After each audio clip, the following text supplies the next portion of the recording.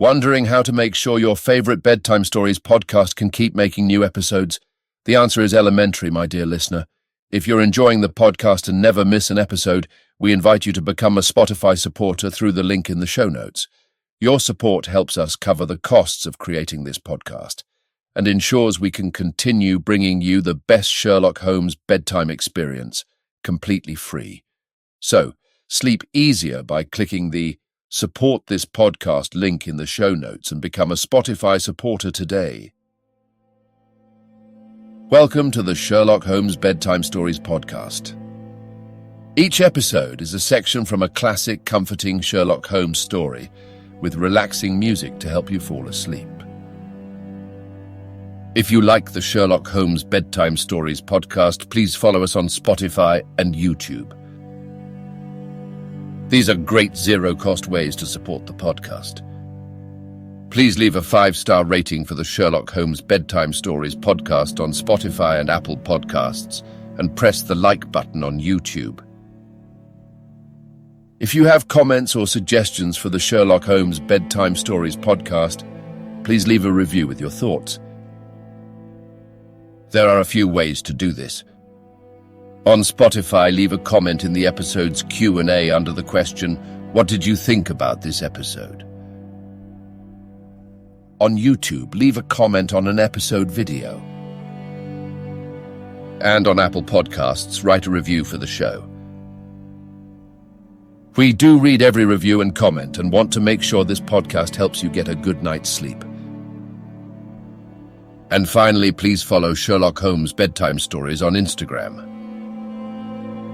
We post about upcoming episodes, fun facts from the world of Sherlock Holmes, and tips to help you get a good night's sleep. Again, it's Sherlock Holmes Bedtime Stories on Instagram. Thank you for joining us this evening.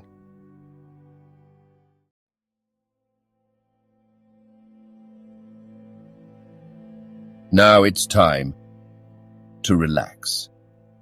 Let your body fall into a comfortable position in your bed and drift gently into a state of total relaxation with tonight's story. The Sign of the Four. Chapter 9. A Break in the Chain. It was late in the afternoon before I woke, strengthened and refreshed. Sherlock Holmes still sat exactly as I had left him, save that he had laid aside his violin and was deep in a book. He looked across at me as I stirred, and I noticed that his face was dark and troubled. "You have slept soundly," he said. "I feared that our talk would wake you." "I heard nothing," I answered. "Have you had fresh news, then?" "Unfortunately, no. I confess that I am surprised and disappointed. I expected something definite by this time. Wiggins has just been up to report. He says that no trace can be found of the launch. It is a provoking check, for every hour is of importance." "Can I do anything? I'm perfectly fresh now and quite ready for another night's outing." "No, we can do nothing. We can only wait. If we go ourselves, the message might come in our absence and delay be caused. You can do what you will, but I must remain on guard. Then I shall run over to Camberwell and call upon Mrs. Cecil Forrester. She asked me to yesterday." "On Mrs. Cecil Forrester?" asked Holmes with the twinkle of a smile in his eyes. "Well, of course, Miss Morstan, too. They were anxious to hear what happened." "I would not tell them too much," said Holmes. "Women are never to be entirely trusted. Not the best of them." I did not pause to argue over this atrocious sentiment. "I shall be back in an hour or two," I remarked. "All right, good luck. But I say, if you are crossing the river, you may as well return Toby, for I don't think it is at all likely that we shall have any use for him now." I took our mongrel accordingly and left him, together with a half-sovereign, at the old naturalist's in Pinchin Lane. At Camberwell I found Miss Morstan a little weary after her night's adventures, but very eager to hear the news. Mrs. Forrester, too, was full of curiosity. I told them all that we had done, suppressing, however, the more dreadful parts of the tragedy. Thus, although I spoke of Mr. Sholto's death, I said nothing of the exact manner and method of it. With all my omissions, however, there was enough to startle and amaze them. "It is a romance," cried Mrs. Forrester. "An injured lady, $500,000 in treasure, a black cannibal and a wooden-legged ruffian. They take the place of the conventional dragon or wicked earl. And 2 knight-errants to the rescue," added Miss Morstan with a bright glance at me. "Why, Mary, your fortune depends upon the issue of this search. I don't think that you are nearly excited enough. Just imagine what it must be to be so rich and to have the world at your feet." It sent a little thrill of joy to my heart to notice that she showed no sign of elation at the prospect. On the contrary, she gave a toss of her proud head, as though the matter were one in which she took small interest. "It is for Mr. Thaddeus Sholto that I am anxious," she said. "Nothing else is of any consequence, but I think that he has behaved most kindly and honourably throughout. It is our duty to clear him of this dreadful and unfounded charge." It was evening before I left Camberwell and quite dark by the time I reached home. My companion's book and pipe lay by his chair, but he had disappeared. I looked about in the hope of seeing a note, but there was none. "I suppose that Mr. Sherlock Holmes has gone out," I said to Mrs. Hudson as she came up to lower the blinds. "No, sir. He has gone to his room, sir. Do you know, sir?" sinking her voice into an impressive whisper. "I am afraid for his health." "Why so, Mrs. Hudson?" "Well, he's that strange, sir. After you was gone, he walked and he walked up and down until I was weary of the sound of his footstep. Then I heard him talking to himself and muttering, and every time the bell rang out, he came on the stairhead with, 'What is that, Mrs. Hudson?' And now he has slammed off to his room, but I can hear him walking away the same as ever. I hope he's not going to be ill, sir." I ventured to say something to him about cooling medicine, but he turned on me, sir, with such a look that I don't know how ever I got out of the room. "I don't think that you have any cause to be uneasy, Mrs. Hudson," I answered. "I have seen him like this before. He has some small matter upon his mind which makes him restless."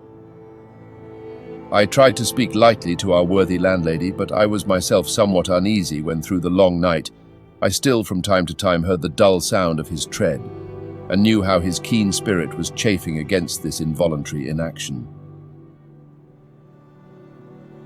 At breakfast time he looked worn and haggard, with a little fleck of feverish colour upon either cheek. "You are knocking yourself up, old man," I remarked. "I heard you marching about in the night."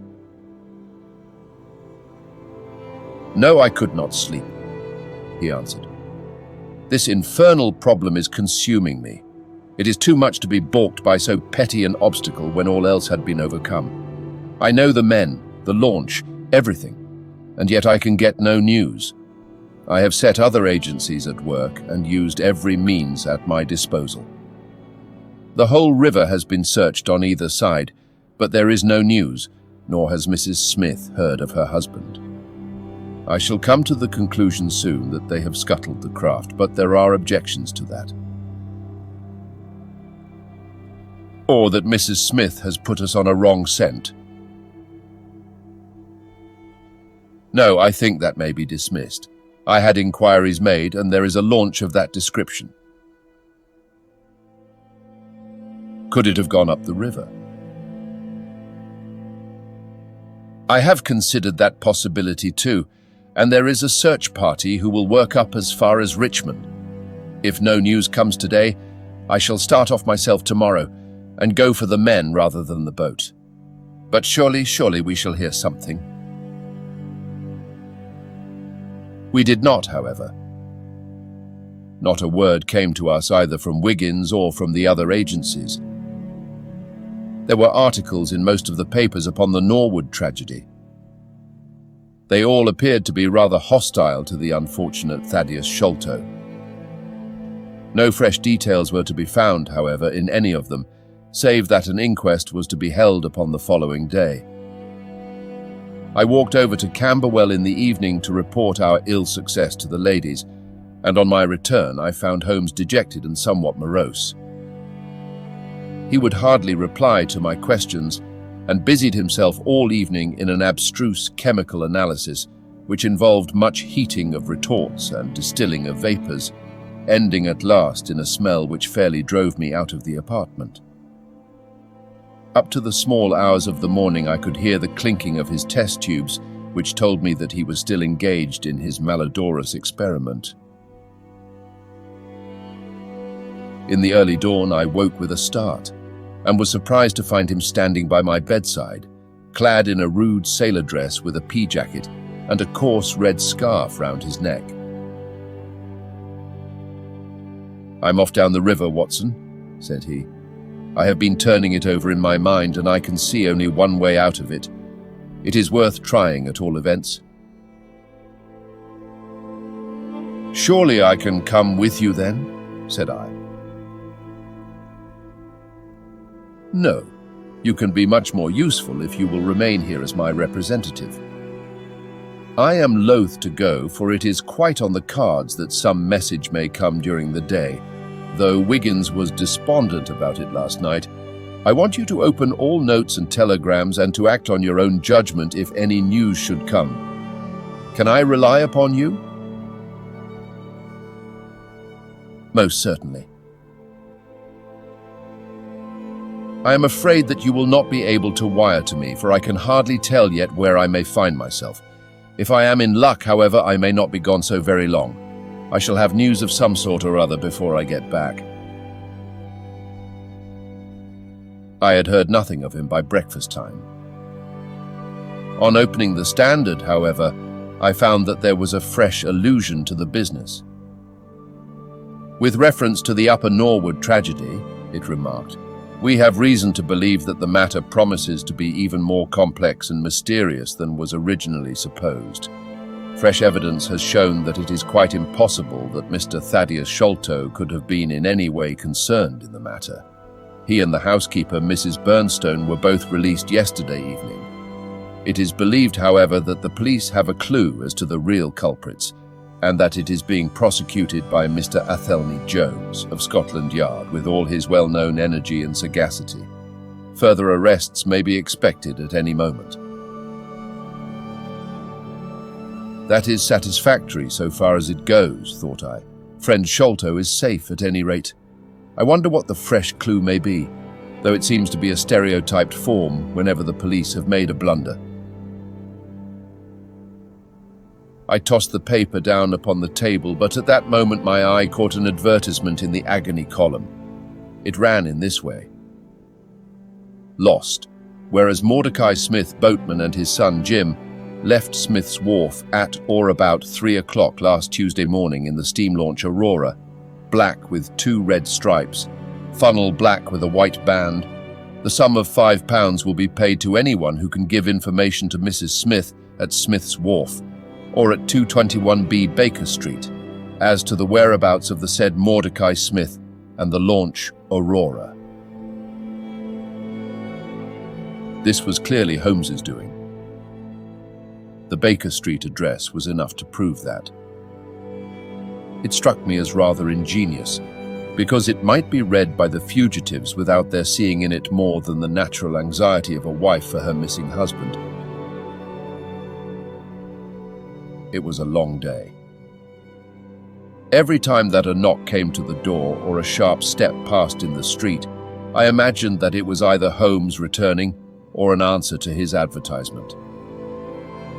I tried to read, but my thoughts would wander off to our strange quest and to the ill-assorted and villainous pair whom we were pursuing. Could there be, I wondered, some radical flaw in my companion's reasoning? Might he be suffering from some huge self-deception? Was it not possible that his nimble and speculative mind had built up this wild theory upon faulty premises? I had never known him to be wrong, and yet the keenest reasoner may occasionally be deceived. He was likely, I thought, to fall into error through the over-refinement of his logic, his preference for a subtle and bizarre explanation when a plainer and more commonplace one lay ready to his hand. Yet, on the other hand, I had myself seen the evidence, and I had heard the reasons for his deductions. When I looked back on the long chain of curious circumstances, many of them trivial in themselves, but all tending in the same direction, I could not disguise from myself that even if Holmes's explanation were incorrect, the true theory must be equally outre and startling. At 3 o'clock in the afternoon, there was a loud peal at the bell, an authoritative voice in the hall, and to my surprise, no less a person than Mr. Athelney Jones was shown up to me. Very different was he, however, from the brusque and masterful professor of common sense who had taken over the case so confidently at Upper Norwood. His expression was downcast, and his bearing meek and even apologetic. "Good day, sir, good day," said he. "Mr. Sherlock Holmes is out, I understand." "Yes, and I cannot be sure when he will be back. But perhaps you would care to wait. Take that chair and try one of these cigars." "Thank you, I don't mind if I do," said he, mopping his face with a red bandana handkerchief. "And a whiskey and soda?" "Well, half a glass. It is very hot for the time of year, and I have had a good deal to worry and try me. You know my theory about this Norwood case?" "I remember that you expressed one." "Well, I have been obliged to reconsider it. I had my net drawn tightly round Mr. Sholto, sir, when pop he went through a hole in the middle of it. He was able to prove an alibi which could not be shaken. From the time that he left his brother's room, he was never out of sight of someone or other.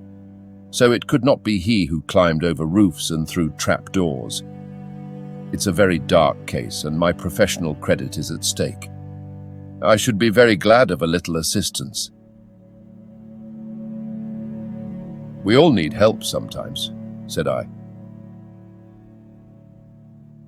"Your friend, Mr. Sherlock Holmes, is a wonderful man, sir," said he, in a husky and confidential voice. "He's a man who is not to be beat.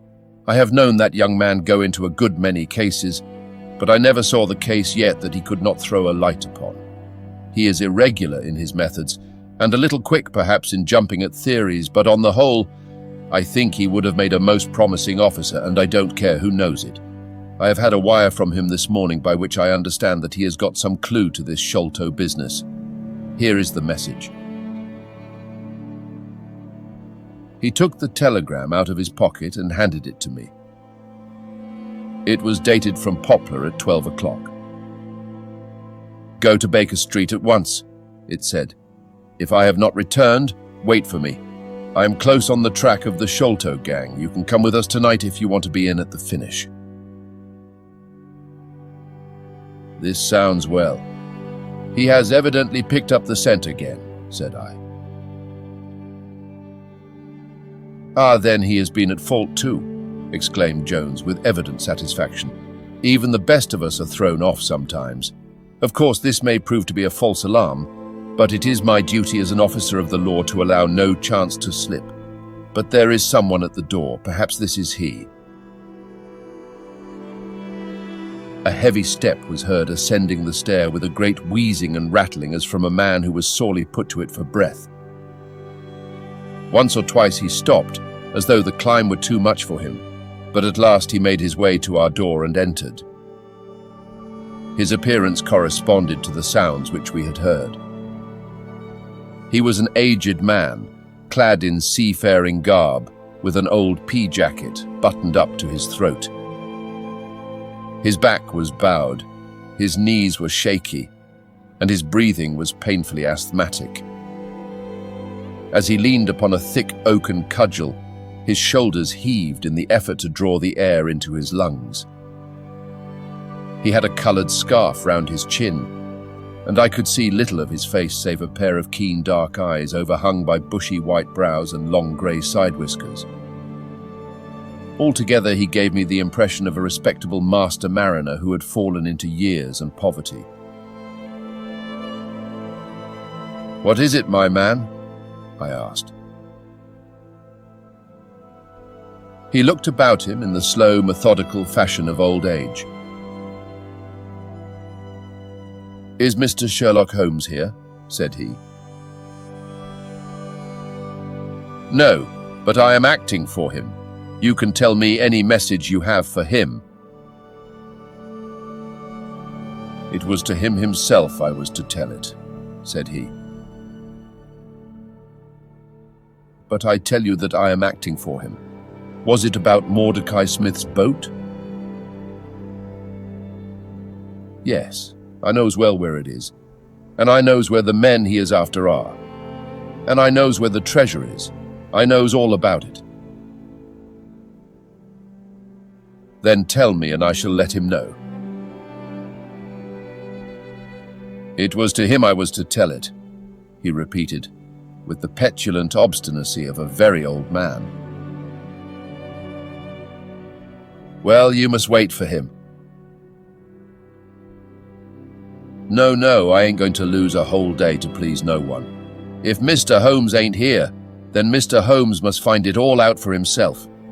I don't care about the look of either of you, and I won't tell a word." He shuffled towards the door, but Athelney Jones got in front of him. "Wait a bit, my friend," said he. "You have important information, and you must not walk off. We shall keep you, whether you like or not, until our friend returns." The old man made a little run towards the door, but as Athelney Jones put his broad back up against it, he recognized the uselessness of resistance. "Pretty sort of treatment this," he cried, stamping his stick. "I come here to see a gentleman, and you two, who I never saw in my life, seize me and treat me in this fashion." "You will be none the worse," I said. "We shall recompense you for the loss of your time. Sit over here on the sofa, and you will not have long to wait." He came across sullenly enough and seated himself with his face resting on his hands. Jones and I resumed our cigars and our talk. Suddenly, however, Holmes's voice broke in upon us. "I think that you might offer me a cigar too," he said. We both started in our chairs. There was Holmes sitting close to us with an air of quiet amusement. "Holmes!" I exclaimed. "You here? But where is the old man?" "Here is the old man," said he, holding out a heap of white hair. "Here he is, wig, whiskers, eyebrows and all. I thought my disguise was pretty good, but I hardly expected that it would stand that test." "Are you rogue?" cried Jones, highly delighted. "You would have made an actor, and a rare one. You had the proper workhouse cough, and those weak legs of yours are worth £10 a week. I thought I knew the glint of your eye, though. You didn't get away from us so easily, you see." "I have been working in that get-up all day," said he, lighting his cigar. "You see, a good many of the criminal classes begin to know me, especially since our friend here took to publishing some of my cases. So I can only go on the warpath under some simple disguise like this. You got my wire?" "Yes, that was what brought me here." "How has your case prospered?" "It has all come to nothing. I have had to release 2 of my prisoners, and there is no evidence against the other 2. Never mind. We shall give you 2 others in the place of them. But you must put yourself under my orders. You are welcome to all the official credit, but you must act on the line that I point out. Is that agreed? Entirely, if you will help me to the men. Well then, in the first place I shall want a fast police boat, a steam launch, to be at the Westminster Stairs at 7 o'clock. That is easily managed. There is always one about there, but I can step across the road and telephone to make sure. Then I shall want 2 staunch men in case of resistance. There will be 2 or 3 in the boat. What else? When we secure the men, we shall get the treasure. I think that it would be a pleasure to my friend here to take the box round to the young lady to whom half of it rightfully belongs. Let her be the first to open it. Watson? It would be a great pleasure to me. Rather an irregular proceeding, said Jones, shaking his head. However, the whole thing is irregular, and I suppose we must wink at it. The treasure must afterwards be handed over to the authorities until after the official investigation. Certainly, that is easily managed. One other point. I should much like to have a few details about this matter from the lips of Jonathan Small himself. You know I like to work the detail of my cases out. There is no objection to my having an unofficial interview with him either here in my rooms or elsewhere, as long as he is efficiently guarded. Well, you are master of the situation. I have had no proof yet of the existence of this Jonathan Small. However, if you can catch him, I don't see how I can refuse you an interview with him. That is understood, then? Perfectly. Is there anything else? Only that I insist upon your dining with us. It will be ready in half an hour. I have oysters and a brace of grouse, with something a little choice in white wines. Watson, you have never yet recognized my merits as a housekeeper.